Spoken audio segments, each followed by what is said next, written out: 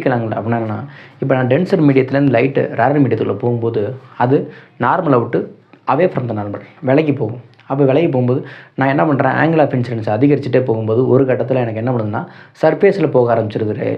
அப்போ ரிஃப்ராக்டட் ரே எங்கே போகுதுன்னா சர்ஃபேஸில் போகுது. அப்போ எந்த ஆங்கிள் ஆஃப் இன்சிடென்ஸுக்கு ரிஃப்ராக்டட் ரே சர்ஃபேஸில் போகுதோ அந்த ஆங்கிள் ஆஃப் இன்சிடென்ஸுக்கு பேர் நம்ம என்ன சொல்லுவோம்னா கிரிட்டிக்கல் ஆங்கிள் அப்படின்னு சொல்லுவோம். ஓகேங்களா?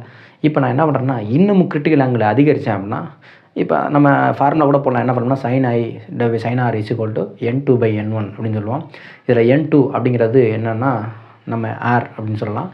n1 அப்படிங்கிறது என்னென்னா நமக்கு தெரியாது. அப்போ நம்ம என்ன சொல்லணும்னா sin IC அப்படிங்கிறது என்னென்னா கிரிட்டிக்கல் ஆங்கிள். sin rங்கிறது 90 degree. அப்போ sin rங்கிறது 1 மாறிடும்.